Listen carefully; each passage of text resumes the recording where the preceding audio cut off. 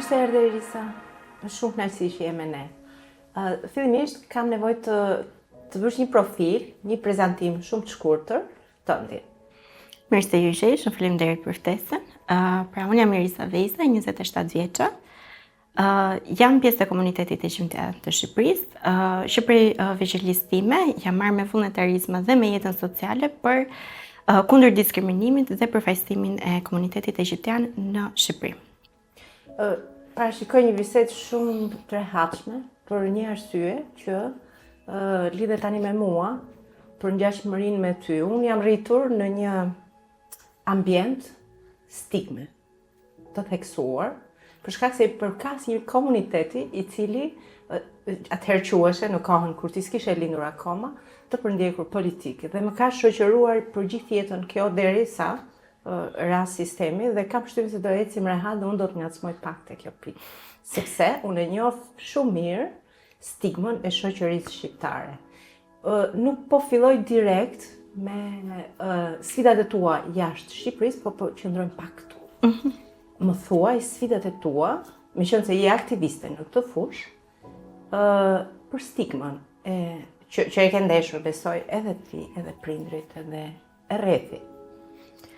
Unë jam rritur në një familje që si matë si me më janë vullnetarë dhe janë emra në komunitetin tonë. Dhe kam pasur fatin e mirë që neve gjithmonë jemi mësuar me frymën që identiteti është pjesa jonë më e rëndësishme. Nuk e kemi mohuar kur, por pjesa e mos mohimit ka qenë edhe pjesa e cila na ka ndikuar më shumë për diskriminimin që kemi patur. Unë mbaj mend kur kam qenë e vogël që shpesh herë shumë fëmijë të lagjes nuk donin të luanin me ne sepse kishim ngjyrë pak më të errët se sa ata. Dhe gjithmonë që aja tek ime më dhe thoja pse nuk na duan fëmijët e tjerë. Dhe mami thoshte do të duan një ditë, po ti duhet të tregosh se sa e mirë dhe me edukat që të kam rritur mami.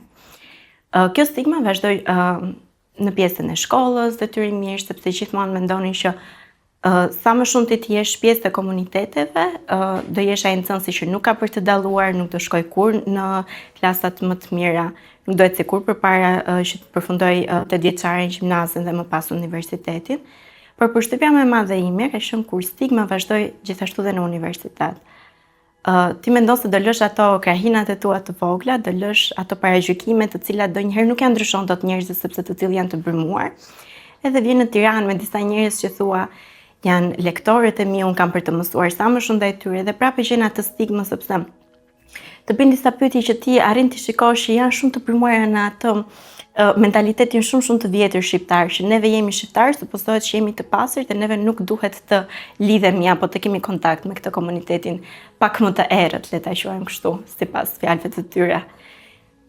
Dhe kur prekesh edhe në këtë lloj dhe nga lektorët e tu, nga njerëzit që ti duhet të mësosh më shumë edhe të marrësh këto dietë për jetën që të duhet, ndoshta është pak më e vështirë se sa kur prekesh nga nxënësit e klasës apo nga mësuesja jote e fillores. Po gjithsesi, siç ta thash, kur je bërmuar me atë frymën që ti nuk do ta morësh kur identitetin edhe duhet gjithmonë të tregosh atë anën tënde të mirë dhe të mësosh sa më shumë që ti dalësh kundra. Mendoj që janë thjesht sfida që kalohen për momentin, të mërzisin, por që kalohen. Sa ka qenë ai moment që ta ka shënjuar më shumë, që të ka dhënë më shumë, gjatë kësaj kohe, që në fëmijëri deri në universitet?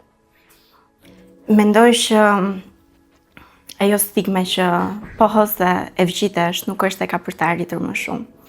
Edhe si të thuash të shtyjnë që ti të qëndrosh në ato rrethin vicioz të stereotipit të tyre. Edhe për mua kjo është pjesa më e vështirë, sepse asnjëherë nuk e ke përkrahjen e njerëzve që ti të ecësh përpara. Edhe të dalësh nga ky rreth i vicioz që ke.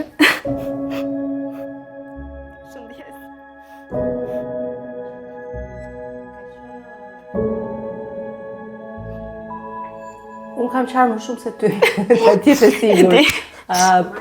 Por më prekin shumë, dhe por nuk, nuk tremben të avancoj prap me pyetje. Nëna, ose babaj, ose dikush tjetër ka qenë forca jote më e madhe me siguri. Ma thuaj si, kush dhe si të ka ndihmuar ti ka përcesh këto momente shumë të vështira. Ka qenë të dy. Dhe fati im i mirë është që ndoshta në kohën e komunizmit, sado të qijat e veta që ka pasur, fatmirësisht të dy prindrit e mi arritën që të shkolloheshin. Dhe për shkak të atij shkollimit që morën, nuk na lan kur me atë kokën pas, edhe me atë idenë që neve kaq jemi dhe kaq mund të bëjmë. Një nga gjërat më specifike që edhe sot e kësaj dite mami dhe babi më thonë është që paja jonë më e madhe, dhurata jonë më e madhe që ju kemi dhënë të treja motrave, është ju kemi bërë me shkollë të lartë, keni arritur që të shkonin dhe për te atyre njohurive që ju kemi mësuar ne, ose që kemi pasur ne mundësi të mësojmë, për të treguar realisht se neve nuk duhet të definohemi kur nga këto stereotipet që ka komuniteti jonë. Neve mund të tregojmë që jemi shumë më shumë, ajo ngjyra jonë e lëkurës është një ngjyrë lëkure, edhe nuk na definon as pak. Jo vetëm arsimimi, po edhe aktivizimi i përgjithshëm, i të gjithëve, i gjithë anëtarëve të komunitetit, është i rëndësishëm për t'ia dalë, edhe në një shoqëri si kjo e jona që është në fakt shumë stigmatizuese. A ka ndikuar kjo në vendimin tënd, ky ambient i vështirë me shumë sfida, që ti të marrësh një udhtim jashtë këtij vendi? Unë do thëja që kanë qenë shtysat më të mëdha, sepse ajo kërkesa për të provuar të tjerëve gabime dhe për të treguar realisht veten se kush je, kanë qenë shtysat e mia më të mëdha. Në fillim ka qenë aplikimet e mia për të vazhduar shkollën jashtë. Nëpërmjet programeve Erasmus kam qenë në Spanjë. Fati im i mirë, po ndoshta edhe puna ime shumë e mirë, disa kohë më vonë arrita që të udhtoj në Budapest dhe aty kam fituar një kontratë me Council of Europe. Në një moshë që personalisht nuk mendoja se do ta arrija atë lloj pune, por ja kam arritur. Dhe aty në Hungari kam punuar për rreth 2 vite për të drejtat përsëri të njeriut, të komuniteteve, për përfshirjen e rinisë në çështjet sociale. Edhe aty realisht kam kuptuar që ndoshta ai njeri i vogël edhe shumë i parashikuar, kjo shtysa kaq e fortë për të provuar të tjerëve që unë mund t'ja dal, mund të arrit të bëj kaq shumë gjëra në një moshë shumë të vogël, vetëm sepse të tjerët kanë dashur që ta shtypnin edhe të qëndronte aty ku ishte pa eksploruar botën më tej, dhe unë qisha unë të dal dhe të vërtetoj që edhe unë e kam atë të drejtën për ta eksploruar dhe për ta treguar veten time. Dua të ndash me ne pak nga ato sfidat e fillimit, si ka qenë ndarja me prindrit, qëndrimi vetëm, menaxhimi gjithë jetës atje, edhe përballja kulturore. Cilat ishin këto sfidat e herës parë e fillimit? Mbaj mend kur kam qenë në aeroport për herë të parë, ishte hera e parë që udhtoja me avion për të shkuar në Spanjë. Edhe telefonata e fundit ka qenë me time më përpara se të arrija. Dhe the mami, unë tani do nisem. Edhe mami që më thotë, rrugën mbar bija ime. Ama unë nuk e di se si e mori gjithë të rrugë vetëm, sepse ishte herë e parë që prindi im shikonte një prej bijave të veta që të largoheshe kaq larg, maksimumi thjesht i kishim ardhur në Tiranë. Do thëja që ato 2 javë të para kanë qenë të tmerrshme. Kam pasur një lloj ankthi sepse dilja dhe thoja ku kam ardhur, pse mora këtë vendim, ku po shkoj në universitet, dëgjoja që nuk fliteshe gjuha ime, ndonjëherë ngatrohesha edhe pse dija spanjisht, ndija anglisht, ndija të komunikoja shumë, isha shumë e shkallët. Thoja, çfarë bëra, pse erdha? Edhe më mungonte shumë familja dhe aty e kuptova realisht, domethënë atë sensin e përkatësisë edhe të vendit tonë. Pastaj normalisht duke integruar sa më mirë në universitet, me miq të tjerë andej, duke parë edhe kultura të tjera se si njerëz të tjerë dhe ata po kishin lënë familjen e tyre për të ardhur për një shkollim më të mirë. Atë thua dalë një sekond thonë do ta mbledh veten, më është dhënë një mundësi shumë e mirë, domethënë se duhet të përshëndrohem vetëm te gjërat negative dhe te largësia, kur unë duhet ta shfrytëzoj këtë momentin e mirë. Nuk e prisja që shokun kulturor ama ta kisha në Hungari, sepse thoja, e kalova domethënë me Spanjën, nuk kam për ta pasur në Hungari. Në Hungari ka qenë një shok tjetër, se thoja, nuk do t'i kem këtë lloj ndjesish, jam shumë herë më aftë tani për ta naviguar këtë jetën jashtë shtetit. Po është një kulturë shumë më ndryshe nga çfarë ti je mësuar. Dhe ndoshta në Hungari, duke qenë që isha në punë tashmë dhe nuk e kisha më atë afërmitetin me, si të thuash, njerëz të moshës time në universitet, që unë mund të kisha histori pak më të ngjashme, po tash isha në një vend pune me njerëz shumë herë më të rritur se sa vetja ime. Nuk e gjeja më dhe këtë përkatësinë gjinore. Më dukesh e vetja, thoja, jam një femër vetëm në një qytet që unë do thoja ishte pak i rrezikshëm për të qëndruar dhe mendoja gjithë kohës për si do ta navigoj tani dhe sa e sigur duhet jem unë për të bërë çfarëdo lloj gjëje vetëm. Edhe mendoj që deri në momentet e fundit e kam pasur, vazhdoja dhe e kisha këtë frikën në vetvete, sado që thoja jo, do ja dal, do mundem domethënë që të eksploroj sa më shumë që të më iki dhe kjo frika e të qenurit vetëm në një shtet të huaj pa një mbështetje. Mendoj që deri diku ja kam dalë, mendoj.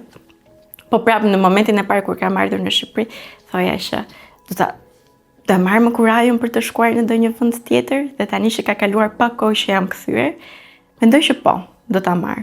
Ndoshta në asnjë nga këto vende, ndoshta në një vend akoma edhe pak më të largët, po përsëri për ta sfiduar veten edhe për të parë se çfarë frika është e reja dhe çfarë sfidash si një femër do më sjellë një shtet i ri. Po qëndrojmë pak në Spanjë edhe në Budapest, a pati atje ngjashmëri me stigmën e Shqipërisë apo ishte ambient krejt tjetër? Në Spanjë do thoja që ishte një ambient pa shumë stigmatizim. Do thoja që ndoshta ky identiteti im nga komuniteti e përmendja, po shumë njerëz do duhet që t'ia shpjegoja dhe t'i tregoja shumë histori që ata të mund të arrinin ta kuptonin. Po edhe stigmatizim për shkak se isha shqiptare nuk e kisha, madje më bënte shumë përshtypje domethënë fakti që më ngatronin ndonjëherë me spanjollet, dhe kur i thoja që jo jam nga Shqipëria, edhe prap është shumë larg, nuk e dinin se ku ndodheshe në hartë, dhe kur filloja dhe i tregoja sa më shumë për vendin tim, domethënë kënaqesha sepse kishin një lloj kurioziteti dhe një lloj mikpritje që më bënte shumë përshtypje, sepse në Shqipëri normalisht ti do prezantohesh si pjesë komunitetit dhe aty ti do e kesh gjithmonë atë reagimin e parë, domethënë të njerëzve që tani do të reagoj pak për mirë, pak për keq, apo do ta la akoma këtë personin që të flasi përpara se të duhet të parashikoj ose ta pranoj. Ndërkohë që në Spanjë nuk e kam ndjerë këtë gjë. Do të thoya që në Budapest ka qenë pak më ndryshe, sepse në Budapest ekziston një komunitet shumë i madh rom, dhe fatkeqësisht gjëja që neve na përndjek ende dhe sot e kësaj dite është që në Europë nuk ndahet ende shumë mirë pjesa e komunitetit rom dhe pjesa e komunitetit egjiptian. Jemi dy komunitete shumë të ndara, shumë të ndryshme, me histori shumë të ndryshme nga njëra tjetra. Por duke qenë që komuniteti rom në Hungari nuk ka një, le të themi, fjalë shumë të mira që mund të flitet për to. Dhe normalisht në momentin kur unë prezantohesha që thoja se nga isha dhe thoja dhe gjithashtu se nga kush komunitet mund të bija pjesë, e kishin pak të pjesën e stigmatizimit pak më shumë. Por aman, kurioziteti nuk mungonte. Më pëlqente kjo pjesa që përpiqeshin që të kuptonin më shumë dhe thoshin, po në Shqipëri si është komuniteti? Pandi çfarë politika ushtron le të themi pushteti për të integruar këta njerëz, sepse neve këtu në Hungari kemi bërë këtë dhe këtë dhe këtë, dhe përpiqemi që të integrojmë njerëzit në këtë lloj mënyre. Edhe kjo lloj gjëje si të thuash, më ngacmonte për mirë, sepse nuk e kisha pasur më përpara, domethënë këtë lloj krahasimi që përpiqeshin të bënin për komunitetin e tyre aty me komunitetin tonë në Shqipëri. Edhe më jepte atë mundësinë pastaj për të shprehur, domethënë, dhe për të kuptuar edhe unë diferencat kulturore, si shikonin ata andej dhe si më shikonin mua në Shqipëri. Ti ke patur mundësi me siguri atje që të luftosh për të qëndruar, qoftë në Spanjë, qoftë në Budapest. Nuk e mendove fare këtë version që ti të përpiqesh e ti të punësohesh atje, të qëndroje atje, të vazhdoje ta bëje karrierën atje? Është gjithmonë, sepse normalisht njeriu kërkon më të mirën për veten. Por pastaj mendon pak edhe për familjen, për prindrit që i ka pak të moshë, që do duhet të kthehet në Shqipëri për të kujdesur.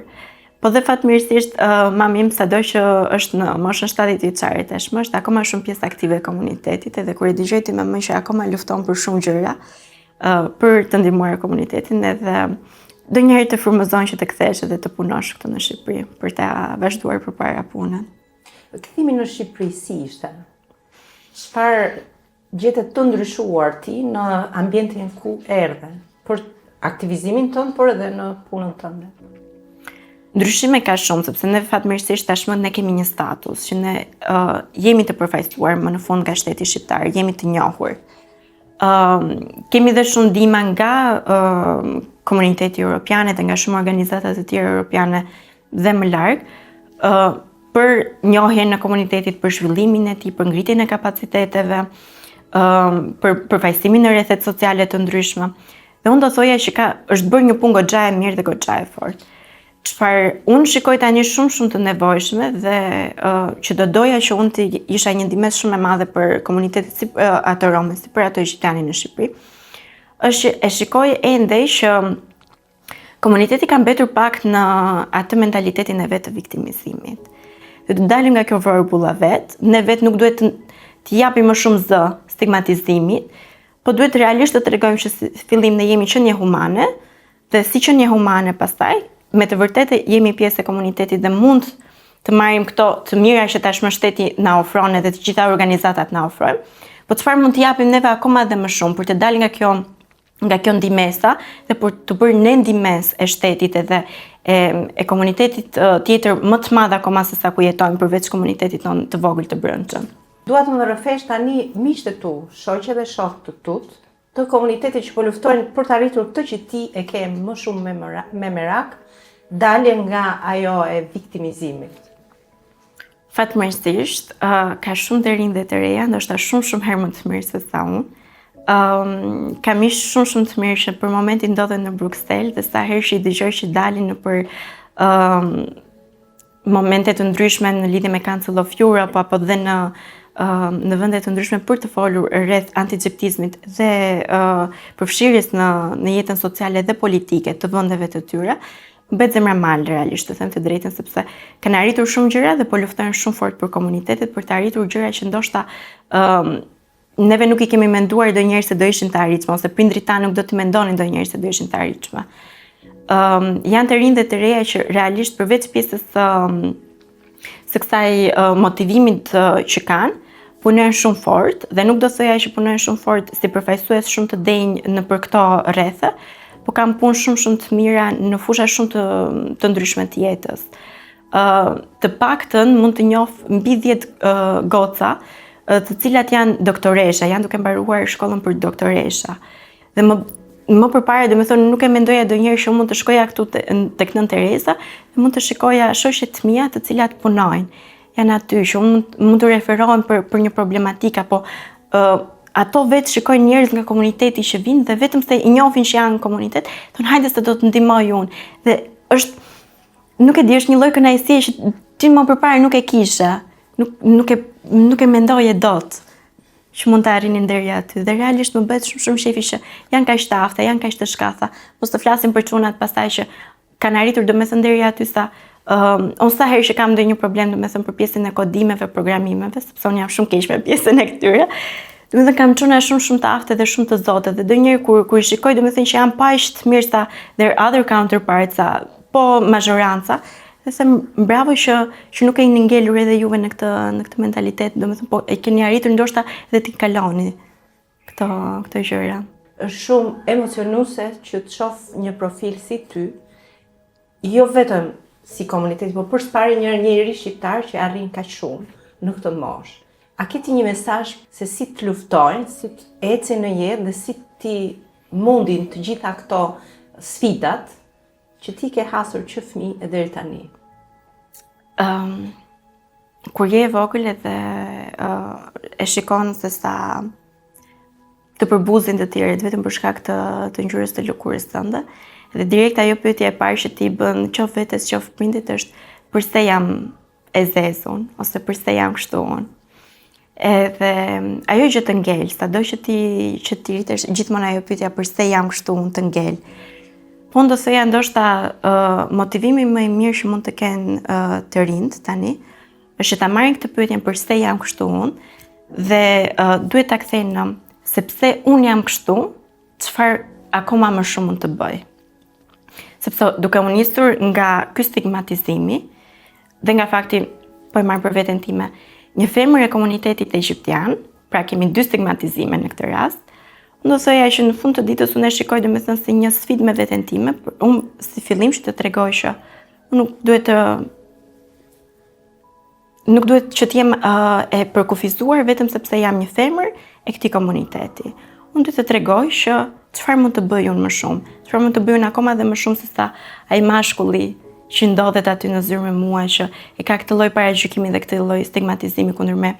Ty tregoj atij lektorit që kam unë tek klasa ime që thotë që mos e juve kështu jemi, ju kemi parë, domethënë po ti si ka arritur që të vish deri në universitet, duhet të provoj të kundërtën.